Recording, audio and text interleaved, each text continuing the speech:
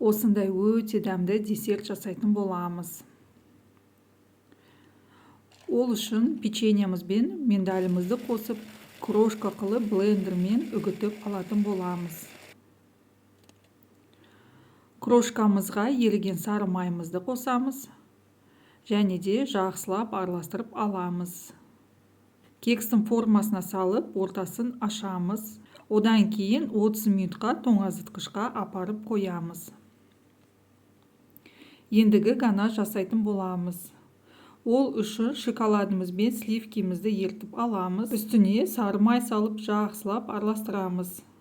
Енді массамызды десертімізге құйып, ганаш қату үшін 1 сағатқа тоңазытқышқа апаратын боламыз. Өте дәмді десерт шығады. Жасап көріңіздер, сіздерге ұнайды деген сенімдемін.